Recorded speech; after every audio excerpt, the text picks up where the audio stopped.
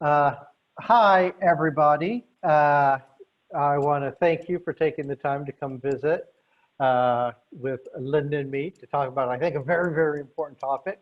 We appreciate the time, and we'll try to make it worthwhile for you.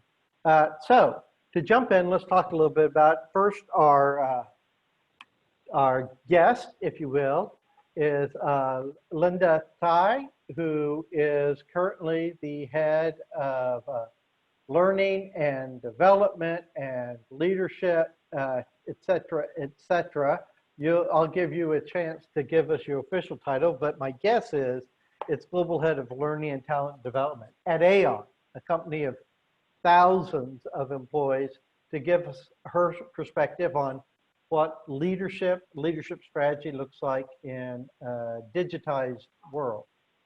So Linda, I can't tell you how pleased I am that you're here. It's an honor. You've had experience as a leader in organizational development, in change management, in key companies and large enterprises in the UK, in the US, in Asia.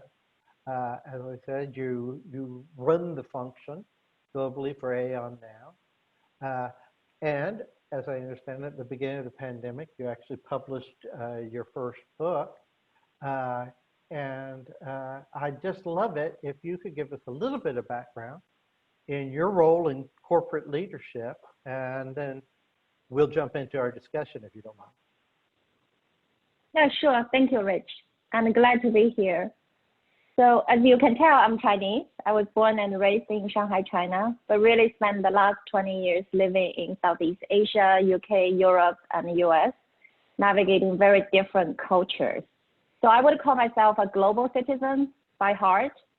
I started my career in management consulting and then found my way towards HR area and becoming a functional leader in Fortune 500 companies.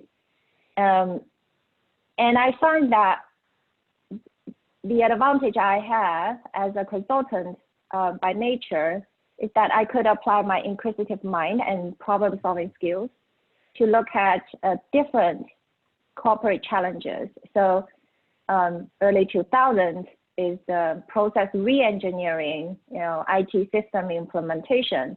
And now it's about organizational effectiveness, leadership, culture.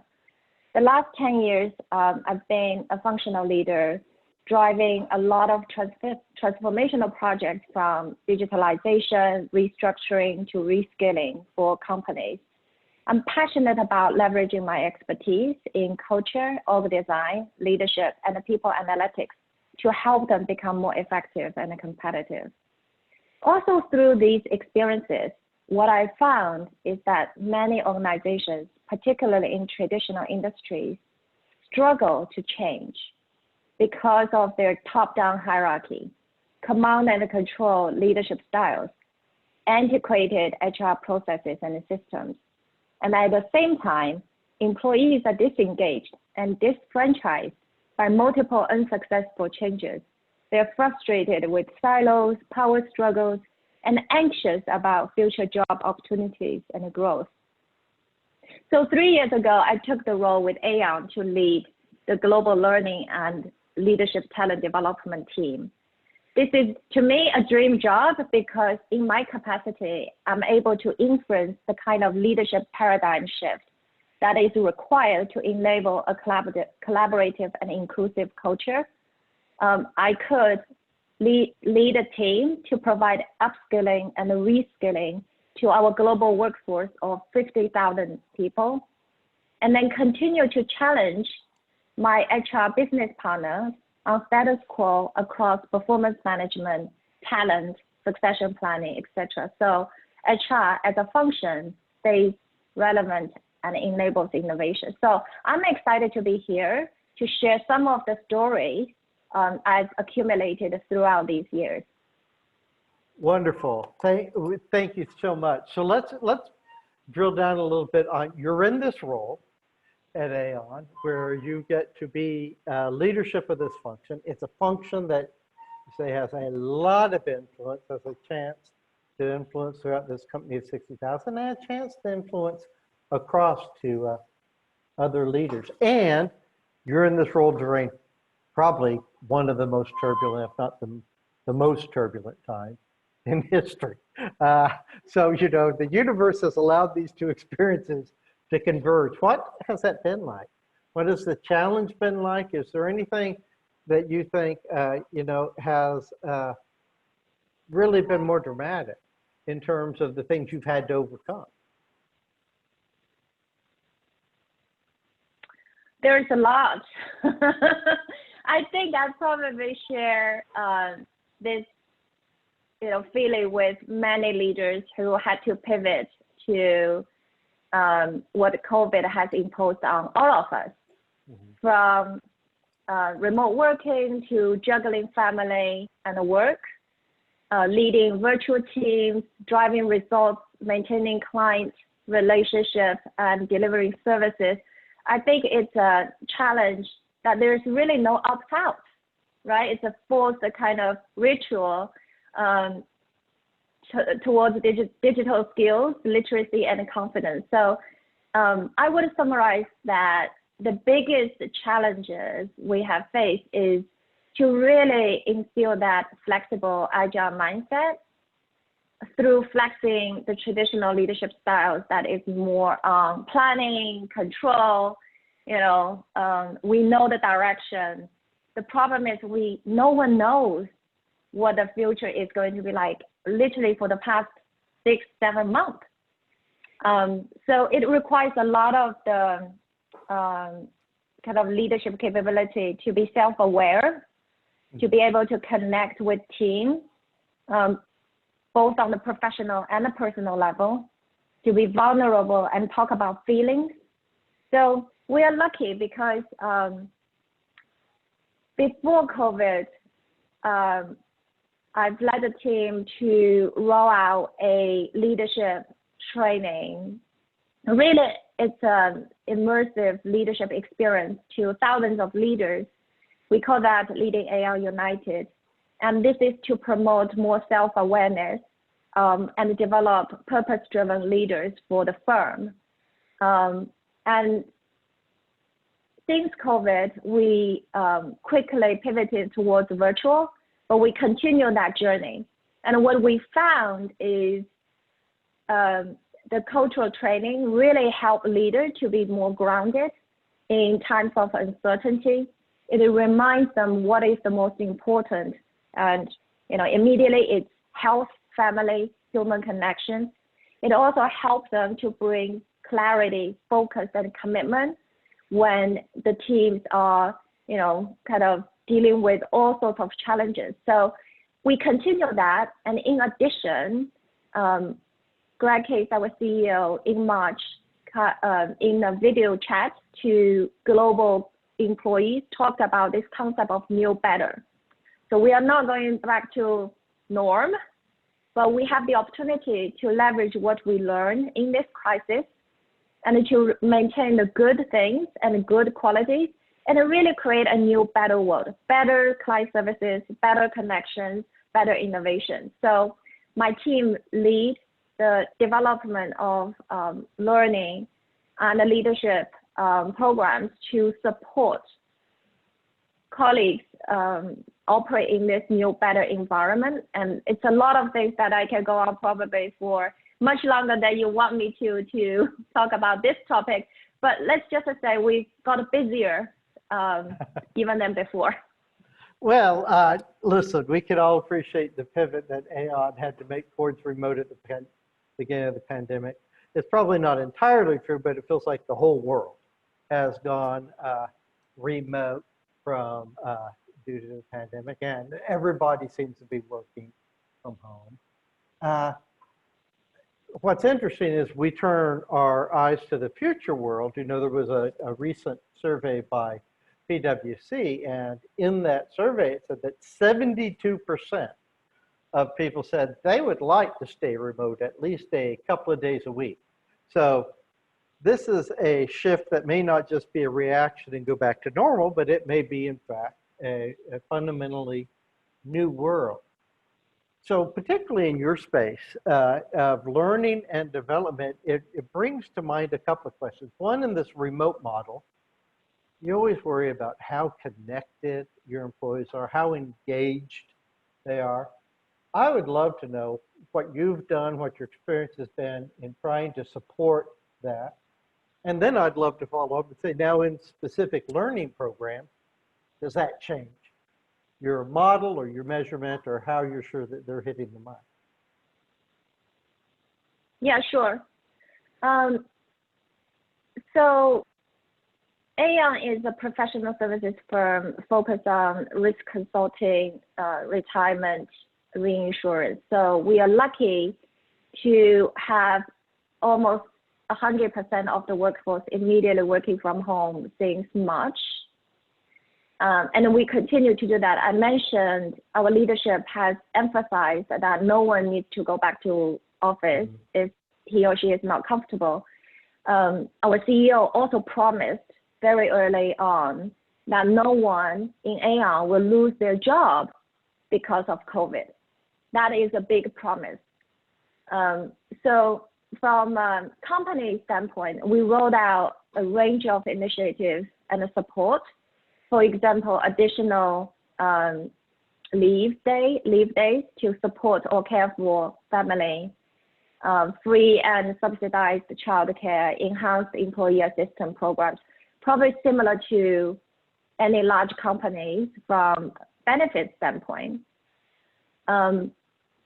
L&D, so my team played a big role in providing information in addition to the traditional communications and the best practices to our colleagues to help them cope with stress, get the most out of technology, managing time and productivity. So these are the basics, right?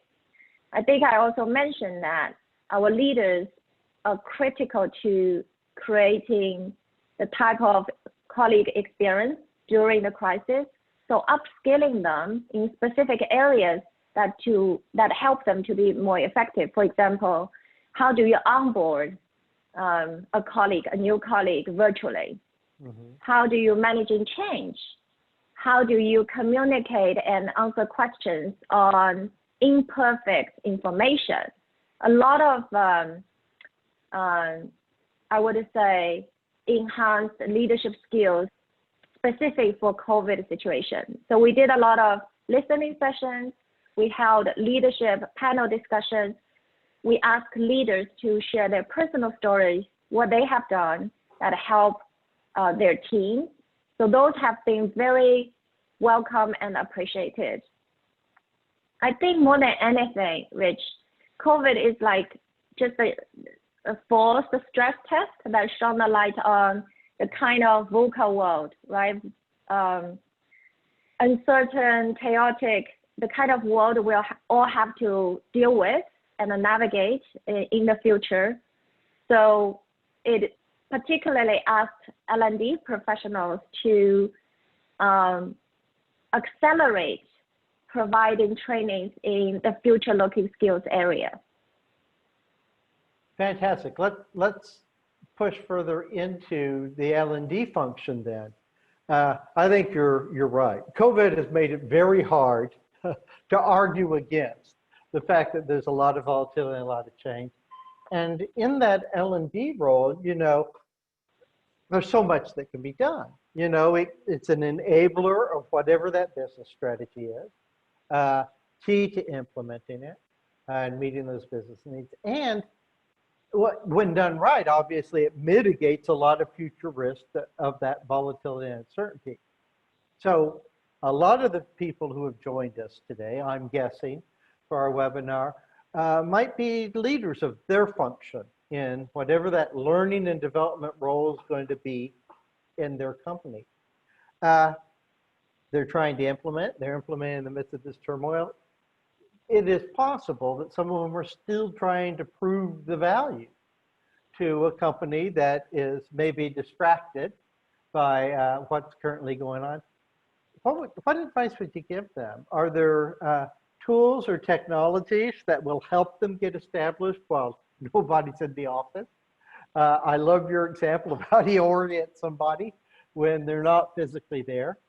If I was just starting out in L&D in this environment, what should I be looking at? As a technique or a tool or a technology? Yeah, that's a great question, because even with the AI, where we had very strong sponsorship to learning, and we are fortunate to have, investment bucket to allocate to different pilots and technologies we would like to implement. It's still a constant discussion around ROI, right? So are we getting the bang out of the buck? Are we really improving colleague experience as well as development and helping them realize their potential in their career? We still have to demonstrate the value. So we did launch a self-made learning experience portal back in 2018. And we continue to implement the type of technology from recommendation engine to virtual role play to help create a kind of engaging experience. But I would say you don't really need a sleek LXP to learn. There's a lot of content. There's a ton of content out there on LinkedIn, on Google, on all sorts of portals and websites. So I would look at learning orientation more as a mindset. And to any leadership team, it's a question about, do you want your workforce to continuously improve, to have the ability to challenge the status quo, getting a bit uncomfortable, and constantly reskill because the future market and the competition could throw any curveball at us. So it's a mindset, right? And it starts with leaders role modeling the importance of learning and what they are doing day to day. When we are early in the journey, yes, we invested a ton of money, and I was under a lot of pressure.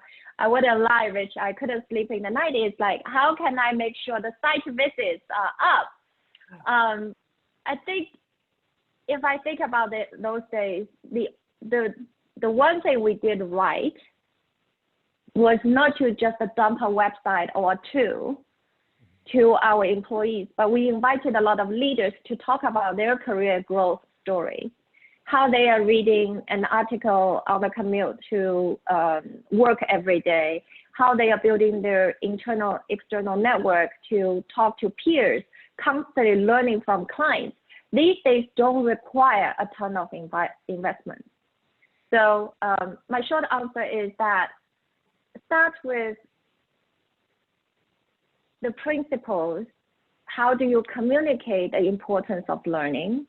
And then really understand what you can leverage externally. Don't recreate a wheel. And then focus on role modeling and small habits that anyone can do on a personal level every day. Well, I think that's excellent. As a matter of fact, I agree with that. I think we oftentimes underestimate the power of example and the power of that mindset shift. And sometimes we get reliant on what you call it, a sleek system. So, but a lot of companies are embracing this idea. We want to be more transparent. We want to share information and we want to learn. But particularly around transparency and sharing information, from top of mind, we see companies doing all hand meeting. And so they have these all hands, and there's more attention, I feel like, goes to internal communications. We're going to broadcast these emails. So push us beyond that. If we're interested in being transparent and sharing, beyond the meetings and the emails, do you have any coaching or guidance for us? I'm not a communication expert, but I'll try my best. But one thing we did in collaboration with many other functions in the company was to facilitate and enable a more collaborative culture by having dialogues and bridge the gaps between, across different silos. So one of the things we really pushed is WebEx Teams, and there are a lot of similar collaboration tools. It makes a lot of sense because we're all working from home, but the more we dig into it, the right use of the technology actually facilitates a culture change as well. For example, instead of just having offline conversation, you could create a working group, and you could include any member beyond the team structure to be included in that conversation. So it's actually a lot more inclusive and transparent if you compare to the past. We normally get just the team in one room on one conversation, and the information is not just in time shared across the boundaries. So we encourage that a lot. We encourage people to be more self-directed in the sense that, certain information are in shared places. So you have the accountability to go and seek out information rather than wait to be sent an email and telling you what to do. And it saves actually an incredible amount of an administrative effort just to crafting all the newsletters and the formal communications with all the links. If you know where to find, then it's on you to find the right information. We also found that Yammer, which is the internal social media site, has gone up in terms of usage by 40%. And it's interesting that people are having virtual cocktails, happy hours, coffee, virtual baby showers. So there's a ton of social kind of moved online. Our functional leaders, and one of the things quite early on our head of communications did was taking a picture of his home office and it just sent to people. And then a lot of people piled on, and they were sending pictures of their, living room turned into office, or kitchen temporary to be office, and they are showing their spouses, cats, dogs. It brings a lot of humanity into the work situation, and just to make everybody so much more comfortable. Nothing is perfect, and this is where we are. I love it. You mentioned a couple. Are there any other platforms or technologies, the technology part of it, that you guys are using to connect on? Or is it primarily Yammer? Yeah, we have Yammer, WebEx team I mentioned. We also have instant messaging, which we're actually kind of retiring. The interesting thing is, Rich, we just did an internal survey that at any given time, an average Aon employee interacts with 8 different corporate systems to get their things done. And on average, they have 128 online interactions with their colleagues and clients and bosses on a given day. That's a lot. So I think our mindset right now is that instead of just creating more channels and more tools that people need to deal with, let's focus on the 2 or 3 things that they can do a lot of things on. So, I think we talked a little bit about the stress and the burnout. It is very real, and we talk about workforce resilience a lot within the company. That makes a lot of sense. So, okay, so slightly switch speed here. You at the beginning of this discussion when I introduced you, I pointed out that you'd written a book at the very beginning of the pandemic. Probably perfect timing when people were about to have a lot of reading time on their hands. You actually co-authored that book with Chris Yates, who is the head of talent, the chief talent officer over at Ford. So for those of our webinar audience who haven't captured the book title yet, it's called Share. And it's subtitled, How Organizations Can Thrive in an Age of Network Knowledge, power and relationships. And it's an extraordinary idea. And part of what makes it extraordinary, I think, is you're not just talking about information in the network digital age, but you suggest in this book that there are implications for the traditional models of hierarchy, for the way that there are assumed rules that perhaps they need to be revisited, particularly around what engagement looks like. So there is this holistic approach that that is driven by this fundamental change in information, but it may have implications throughout the organization. How did you decide to co-author a book focused on this with Chris, first of all, but also are there key takeaways from that book? We're all going to buy it and read it, but if there were key takeaways that you can tell us, what would those key points be from that book? Yeah. First of all, Rich, I need to... extraordinary accomplishment. So we'd love to know how you did it and made decisions and what guided that first. Sure. And first of all, Rich, I will send you a copy. Thank you. Yes, it is a big topic, and we didn't anticipate to launch a book at the beginning of pandemic crisis for sure, and that's an experience in itself. But it did give us confidence that we were onto something even before, you know, everybody was forced to look at some of the common issues we started talking about. So the acceptance from just all different stakeholders probably is a lot higher compared to how we thought it would be. So that's a good thing. A little bit like just background about me and Chris and how we even got together in the first place.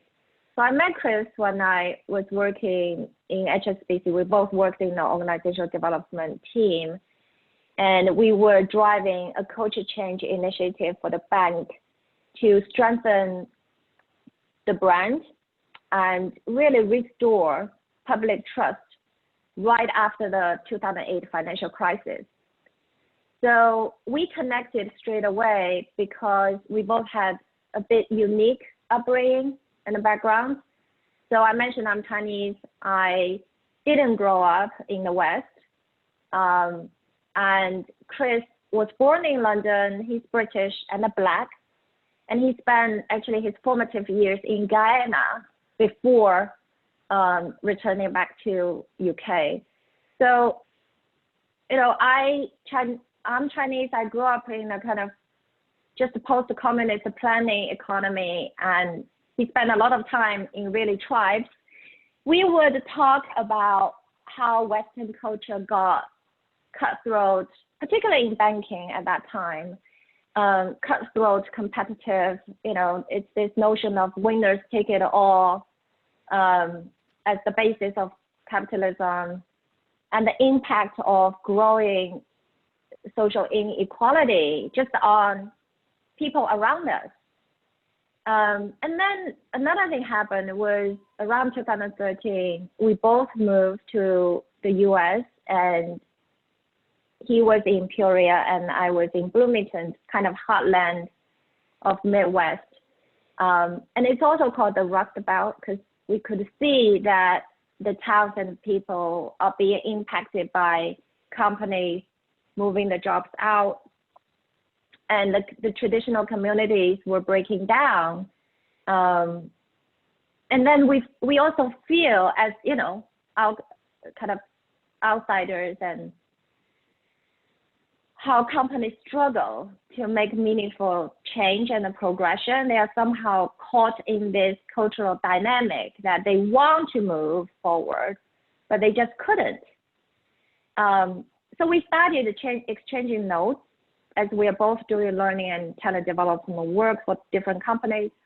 And at one point we said, wow, we should just write it down. You know, it will be beneficial for other HR and functional leaders, but any leaders or executives to kind of hear our stories with just a different perspective. So that's really, you know, how the book came about. I love it. I love it. So if you gave us a couple of key insights, then what only to look for, not to substitute for us reading the book. So, there was no kind of like big groundbreaking, I would say, statement.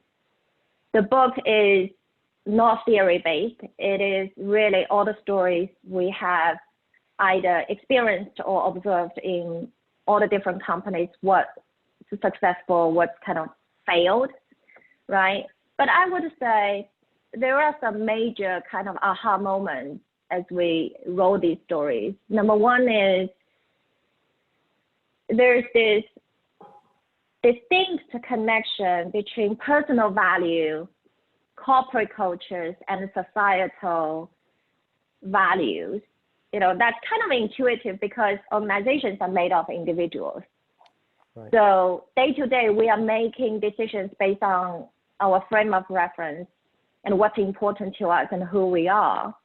And increasingly, we notice that we know we could be biased, right?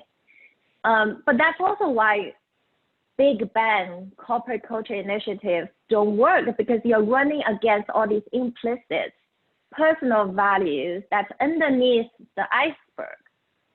And then on the other hand, large corporations are now more powerful and have more money and resources, human brains than churches or states, right? So we talk about corporate citizenship, but it's now at another level that big corporations have this responsibility. Really, they have the responsibility because what they do and what they say could influence societal values. You look at, social media, technology, but just how we buy and consume goods. It's influencing us, really how we define us as human beings. So companies need to move the attention to big topics like climate change, inequality, and then you set the right standard based on ethics and principles. So that's really the most important, and it's the start of the conversation. And there are a lot of things like just look at how HR evolved from policing to engaging to enabling. And I love the word enable, which you also mentioned earlier. It kind of looked at, across different HR processes and systems, why they fail to engage the workforce and realize people's potential because it's still stuck in the 1950s. There's a part of that. And then to any individual leaders, there's also a framework to highlight the kind of skills from, self-awareness to exceptional interpersonal skills to help you drive the kind of relationship and navigate network-based kind of future world. So there are a lot of things.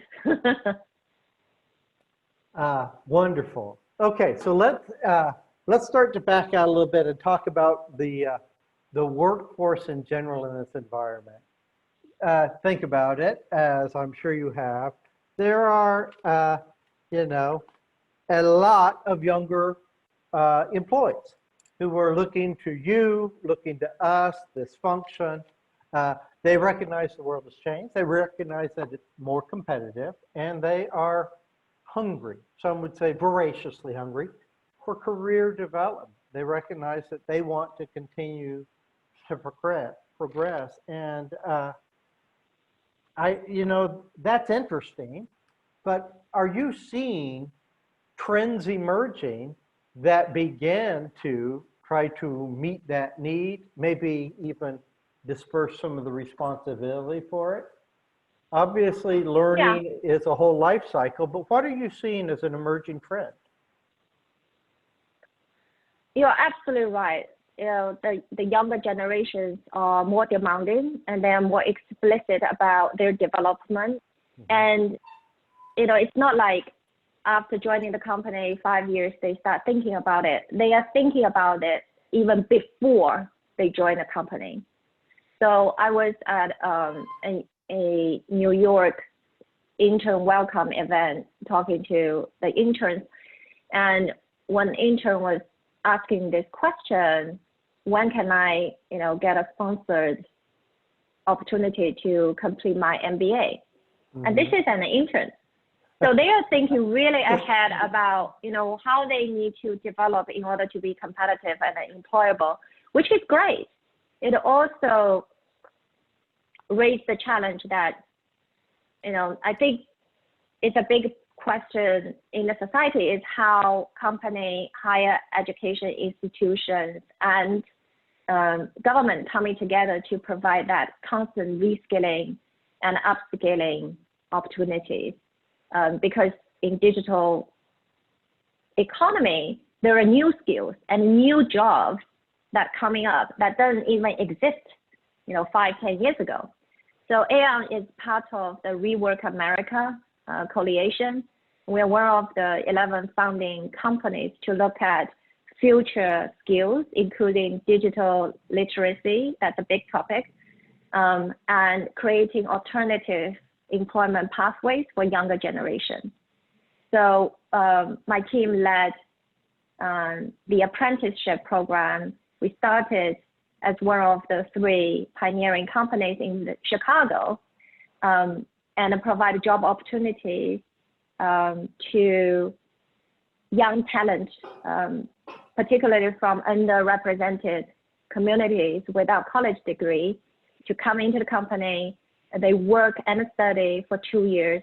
They will get an associate degree, and then they basically have a promising career to stay with us and continue to grow. So that's just one of the things we're doing in terms of that, investing in young talent, diverse talent pipeline area, just more broadly for any kind of, young professionals.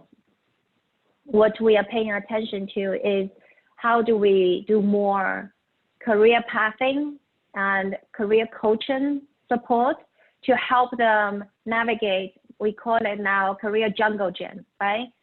Back then, it's very linear. You do account analyst for 5 years, then you have a couple of accounts and you're account executive, then you become account executive leader. But now you could be moving zigzag and acquiring different experiences, and how these experiences translate to skills and help you open up new opportunities.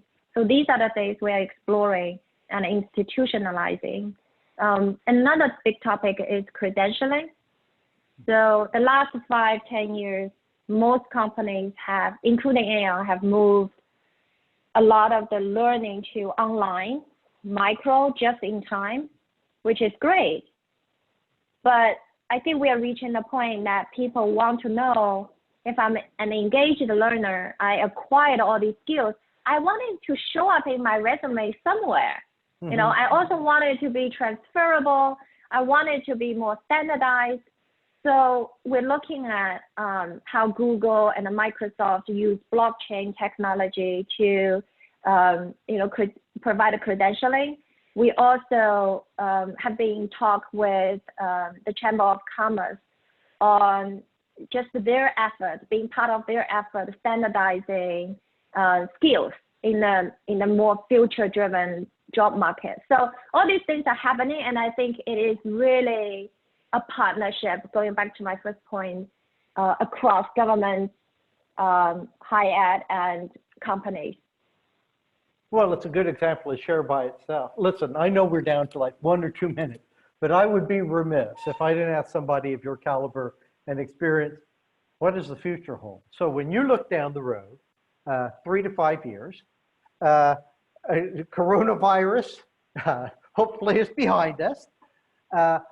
What is that future we're tumbling into? You published an article this spring, and a central concept of that article was this idea, this 4th industrial revolution that was coined by Klaus Schwab over I guess was the founder of the World Economic Forum. And the idea is you live in this interconnected, sensor-driven, completely kind of digitized environment. You know, this idea of there will be, you know, trillions of sensors and an Internet of Things where information and connectivity, your digital connectivity model will be not only the norm, but effectively ubiquitous. Everywhere you possibly can look. What do you think that future looks like for in the way that, that the organization has to change and the way we have to change about the world? Could you elaborate on that topic? And I know we're down to a few minutes and it's probably not doing justice, but I'd love to hear more about what's behind that thinking. Yeah, I can provide my perspective. I know, you know, it's such a big topic that many people will come up with their own insights. So just from my vantage point, right, just to kind of emphasize on how the future will look like. We know a few things that for sure are happening in the areas of robotics, automation. You know, they are going to just replace jobs, whether it's 40%, 30%, you know, different numbers by different authorities. We know that big data, artificial intelligence is going to be more mature, and that means human decision making is going to increasingly reliant on AI and machine learning. So that means that has an impact on white collar jobs and how we train. Just some skills are just not necessary. And then the last thing I want to mention is on-demand job platforms. So the kind of gig economy estimated to be 2 billion in the US any given day. It's probably already crossed, you know, several million now. So if you summarize all these, I think several things are happening. Is there's no lifelong employment. We all need to get comfortable that we have to constantly change. Either it's changing roles within a company or changing professions, starting a new career, and going back to that learning is really, really important to keep reinventing yourself. I think the second thing I would say is for any leader, if you are making a decision or designing any, you know, process, systems, it is really important to have human kind of at the center of the consideration. You know, are we making the decisions that is ethic-based? Are we having any impact on others by our own behaviors? So that's a, you know, big topic, but I think it's good for any leader to reflect on in your day-to-day. Are we creating a better world, you know, for the future generation? Wonderful, Linda. I can't tell you how much I appreciate you spending time with us. I know you're busy, but what keen wisdom, I think it's so important. You know, we are at the threshold of this tumultuous transformation. There couldn't be a better time for your book, your article, and your comments. And it's been a pleasure. It's been an honor. So thank you very much. And also thank you to our audience guests for taking time out of your day. Thanks so much. Thank you, Rich.